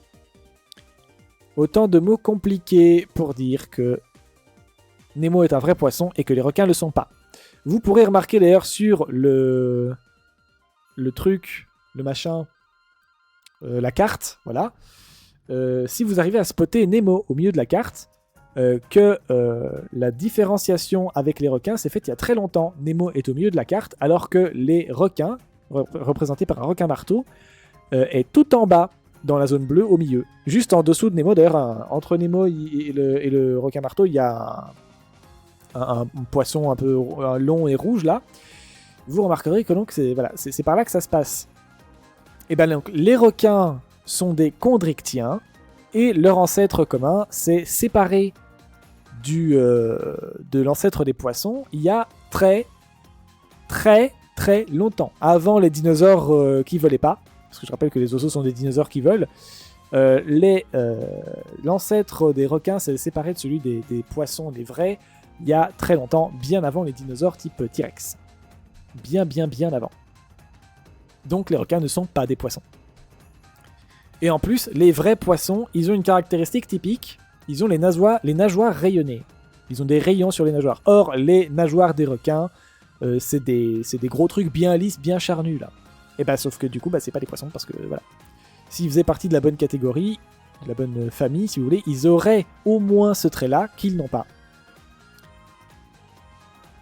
Souvent aussi, il y a l'opercule branchial. Vous remarquerez que chez les requins, les branchies elles sont mises à l'air, libres. Enfin, on se comprend en sous l'eau, quoi, mais bref. Alors que chez Nemo et compagnie, il y a un opercule branchial, il me semble. C'est-à-dire un genre d'os, de disque osseux qui recouvre le... Attendez. Le multitasking, c'est pas mon fort. Qui recouvre les branchies. Peut-être pour les protéger, je ne saurais pas dire exactement le pourquoi du comment.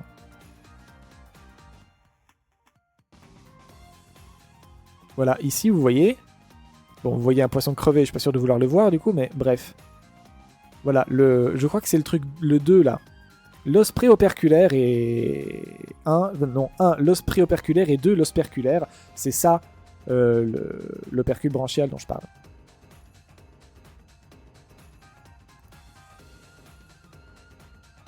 Voilà, donc le jaune et le bleu, quoi. Bon, désolé pour les daltoniens.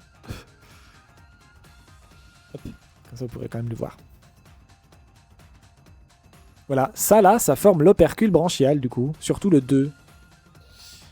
Et ça, c'est un bordel à disséquer. Sachez-le. Parce que c'est de l'os, quoi. Mais on n'est pas, du coup, sur... Alors, on est sur un cousin du saumon. Quelque chose qui s'en rapproche. Est-ce que quelqu'un connaît des cousins des saumons? Parce que moi, pas. On va essayer tous les poissons que je connais, mais ça va pas marcher. Truite? Non. Sardine. Mais ils ont pas la sardine? Non. Bah, c'est honteux. On va claquer un indice, hein, parce que sinon on n'a pas 8 semaines. Les ésochiformes. Ah, ça ressemble à un brochet, ça. Ah. Oui, c'est le brochet. Ouf.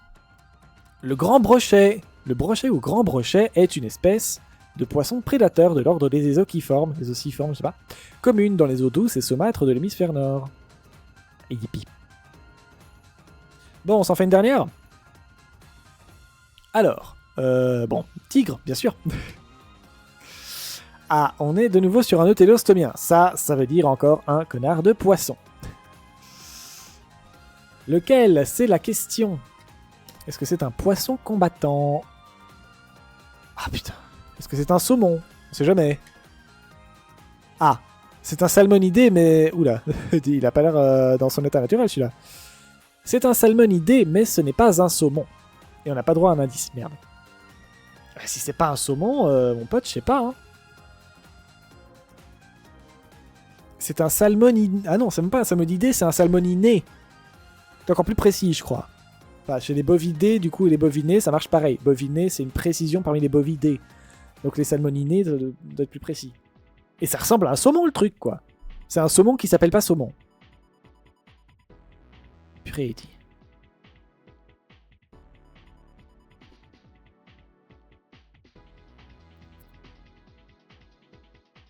Bah, je sais pas, moi.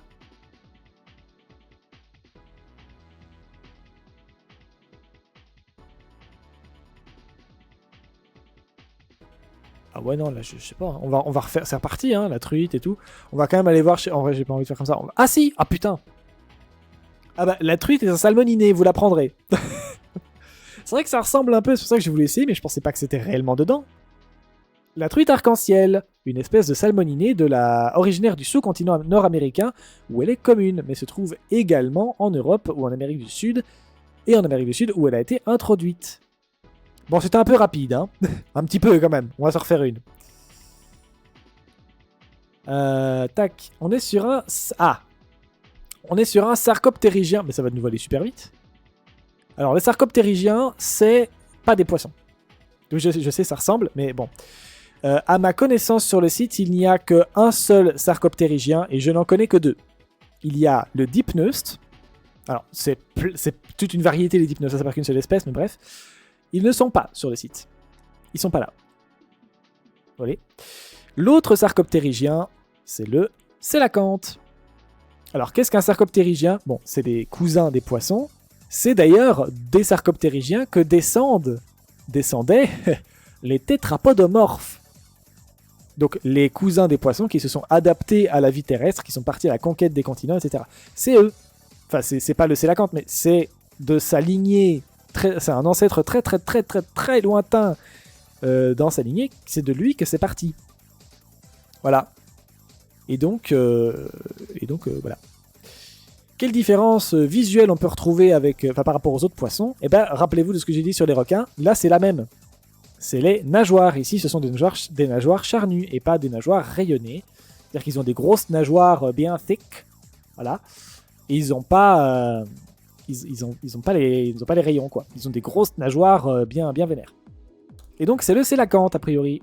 Et oui, parce que c'est le seul sarcoptérygien qu'il y a sur le site, à ma connaissance. Voilà. Bon, comment dire que c'était vachement... C'est de plus en plus court, là.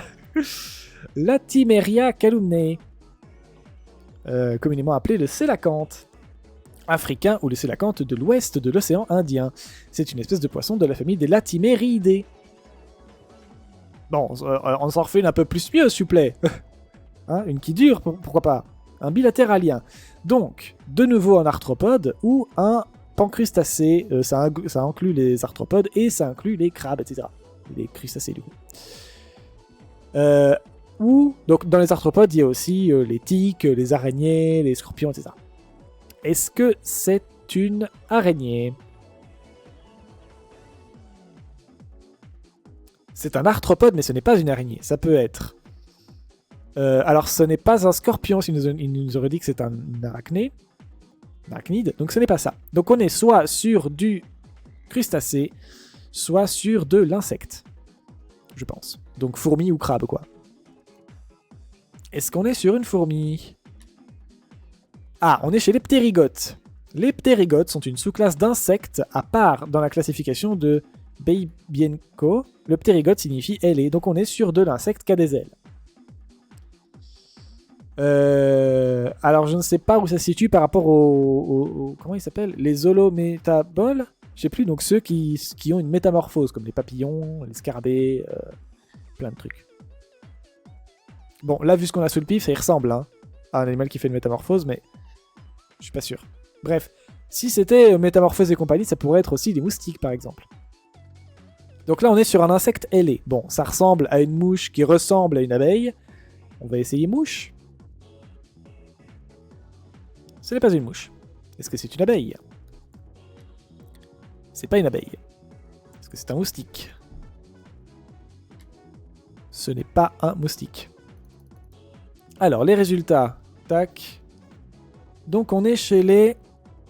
Alors, tout ce que j'ai noté là, c'est les endoptérygotes, les fameuses holométabola. Donc, ceux qui ont une transformation. Donc, on n'est pas sur tout ce qui est aculeata, donc exit les hyménoptères, donc les insectes qui piquent, et certains qui piquent pas, je crois. Exit aussi les diptères, un ordre de la classe des insectes. Il s'agit de l'un des ordres dominants en matière de nombre d'insectes, d'espèces. Bon, donc là vous voyez en haut à droite c'est une mouche par exemple. Voilà, mouche, guêpe, tout ça il n'y a pas. Et en bas à droite vous pourrez observer ce fantastique couple de mouches qui baisent. Voilà. Nous on n'est pas là-dessus. On n'est pas sur les endoptérygotes. On oublie les animaux qui font de la métamorphose. On est sur des ptérygotes. Et donc on est sur des animaux, des arthropodes ailés qui font pas de métamorphose. A priori des insectes. Ça pourrait... Non, ils sont ailés, donc c'est pas des mille pattes. Bah je sais pas.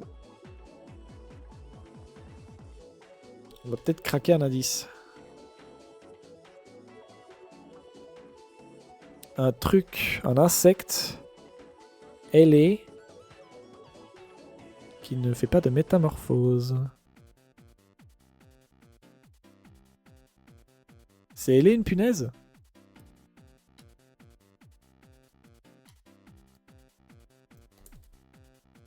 La punaise d'eau. Ah bah ça n'a rien à voir ça. Punaise d'eau c'est des arachnides je crois. Je sais plus. La punaise d'eau c'est un néoptère. La punaise d'eau. Une espèce d'insecte hétéroptère, une neppe géante native du sud-est asiatique. Son nom est vietnamien. Kakwang? Je sais pas. Voilà. Mais c'est pas ça qu'on veut du coup. Nous on veut un... non. Alors ça se rapproche de ce qu'on cherche, mais c'est pas ça. Une blatte? Un cafard? Non. La blatte, elle est... Alors, pareil, cousine des punaises d'eau, donc ça pourrait marcher, mais c'est pas ça. C'est pas ça.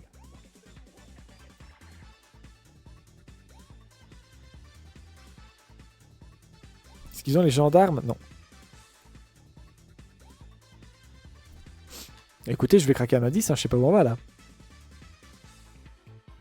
Ah, ok, c'est une libellule. Les Paléoptera forment une infraclasse d'insectes ailés primitifs caractérisés notamment par leur capacité à rabattre leurs ailes comme leur partie dorsale, contre leur partie dorsale, comme les pigeons qui rabattent leurs ailes derrière, ce qui les distingue de l'infraclasse des Néoptères. Moi je pense, au vu de l'image et sachant que j'ai déjà eu cette réponse-là avec ce groupe-là, que c'est une libellule. Et c'est une libellule. Aechna canadensis, dont le nom vernaculaire est Aechna, je sais pas, du Canada, est une espèce de libellule qui fait partie de la famille des Aechnidés, du sous-ordre des Anisoptères, dans l'ordre des Zodonates. C'était la libellule. Et oui, et oui.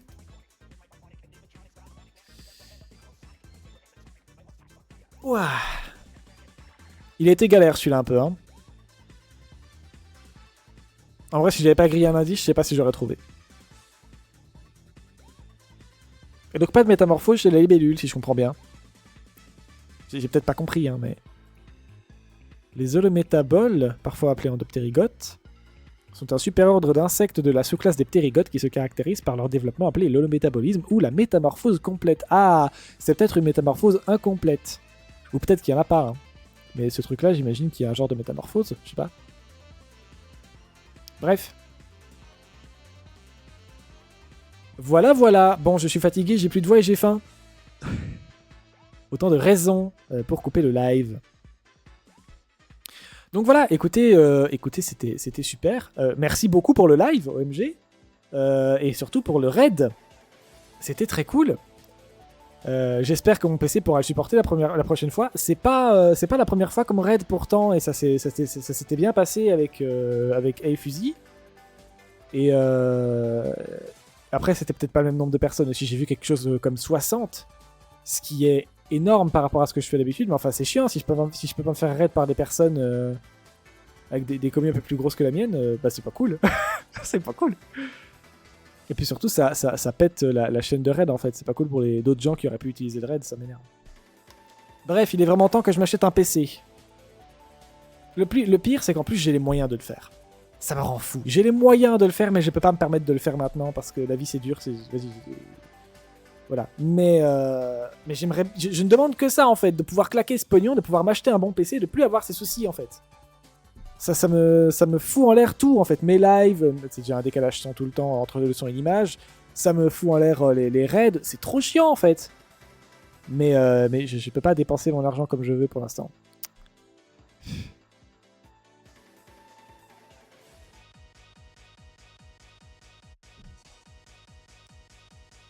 Bref. Donc voilà, écoutez, c'était très gentil pour le raid, merci beaucoup. Voilà, c'était super, moi j'ai passé un bon moment. Et oui, n'hésitez pas à repasser, on ne fait pas que du Métazoa, du coup on découvre aussi des bébêtes. On parle beaucoup, parce que je parle beaucoup de tous ces trucs que j'apprends sur la biodiversité, le monde vivant, etc. qui m'intéressent. J'ai beaucoup de choses à dire et j'ai très envie d'échanger avec des gens. Donc si vous avez des trucs à dire sur le monde vivant, par pitié, venez. Voilà. Et puis voilà, moi je vous souhaite une bonne soirée. Ah oui, il faudrait essayer de raid chez quelqu'un. Bien vu. J'avoue que j'étais tellement crevé que j'étais déjà parti sur autre chose, mais on va essayer de raid quelqu'un quand même. Qui c'est qu'on peut raid? Alors on a... Bon, on va essayer de raid des gens qui ont des commis pas énormes quand même, sinon c'est un peu nul. Là je veux du Overwatch. Du jeu vidéo. De l'anglais.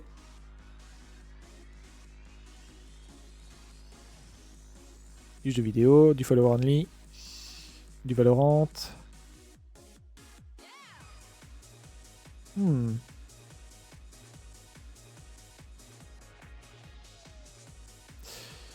Je crois qu'on va partir chez Efficiency. Si ça vous va. Une streameuse que je connais pas.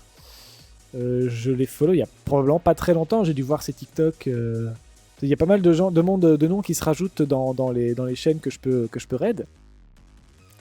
Ces temps-ci. Parce que je vois beaucoup de leurs clips sur TikTok depuis que j'ai commencé à poster les miens. Et du coup je découvre des gens sympas. Et donc voilà, à mon avis, là, vu que le nom me dit rien, à mon avis, c'est que c'est quelqu'un qui m'a fait rire dans les TikTok. Donc voilà, ça va être très rigolo. Donc on va aller raid chez cette personne qui fait quoi? Elle fait Fur, je crois. sûrement. Hein. Efficiency qui fait donc du jeu vidéo, j'ai dit, hein, mais elle fait... C'est pas du Cult of the Lamb, j'ai lu. Elle fait... Allez, le PC, tu peux le faire. Courage. Efficiency, français... C'est ça, c'est du Cult of the Lamb. Elle a l'air fort sympathique. Donc écoutez, on va raid chez cette super personne. Voilà, voilà. Donc oui, moi je disais, voilà, n'hésitez pas à aller voir sur YouTube les trucs que je fais, les VOD, etc. N'hésitez pas à regarder dans mon Linktree les endroits où vous pourriez me suivre sur les réseaux sociaux, etc. Voilà, pensez éventuellement à lâcher un petit follow, tout ça, tout ça. Moi je vous souhaite une bonne soirée, je vais manger, entre autres. Et puis voilà, à la prochaine. Et puis voilà, on refera peut-être du métazoa, on fera peut-être... à mon avis, on va découvrir une bébête la prochaine fois, j'ai besoin de vider un peu mes listes. Voilà, parce que oui, je fais des listes. Bref, voilà. Moi sur ce, je vous dis à une prochaine fois, peut-être... alors, peut-être demain, peut-être après-demain, je ne sais pas, on verra bien. Voilà, sur ce, ciao!